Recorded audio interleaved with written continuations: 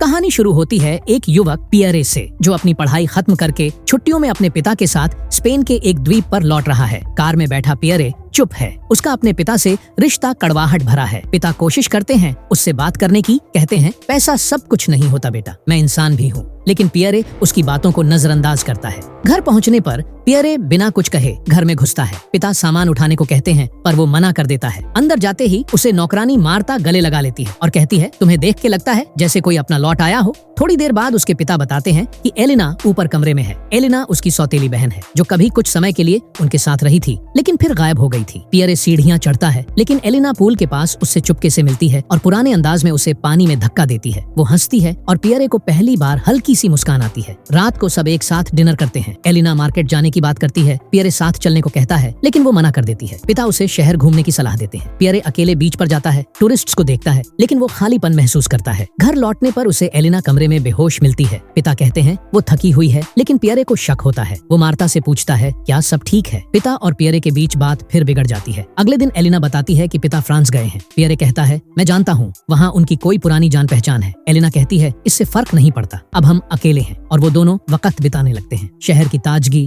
पुराने चर्च, तंग गलियों में घूमते हुए उनके बीच की पुरानी यादें फिर से ताजा होती हैं। एक रात एलिना पूल में तैर रही होती है और पियरे से कहती है कि उसका तौलिया ला कर दे। ये लम्हा पियरे के मन में उलझन पैदा करता है। अगली सुबह खबर मिलती है कि उनके पिता का एक्सीडेंट में देहांत हो गया। पियरे हैरान नहीं होता, बस चुप रहता है। एलिना उसे डांटती है, कहती है ये मजाक नहीं है। कुछ दिन बाद वे क्लब जाते हैं जहाँ एलिना नाचती है और पियरे को एहसास होता है कि वो अब अकेला नहीं है बल्कि किसी और के साथ समय बिताना चाहती है। घर लौटकर एलिना पिता के कमरे की चाबी देती है। जो बेकार है हटा दो। वहाँ पियरे को कई पुराने खत, तस्वीरें और यादें मिलती हैं जो उसे अतीत के उन पहलुओं से जोड़ते हैं जिनके बारे में वह कभी नहीं जानता था। एलिना अब पहले जैसी नहीं रही। वो खुलकर लोगों से मिलती है, दोस्त बनाती है, क्लब जाती है। पियरे को जलन होने लगती है लेकिन वो खुद भी एक लड़की से मिलता है जो एलिना की दोस्त होती है। धीरे धीरे पियरे का रिश्ता एलिना की उस दोस्त से गहराता है। लेकिन जब वो सुनता है कि एलिना का अतीत बहुत मुश्किलों भरा था, कई जगहों पर रहना, अकेले संघर्ष करना, तो उसे लगता है वो अब भी भटकी हुई है। एक रात एलिना और पियरे अकेले होते हैं और वो कहती है तुम समझते नहीं मैं कौन हूँ। पियरे कहता है शायद मैं खुद भी नहीं जानता कि मैं कौन हूँ।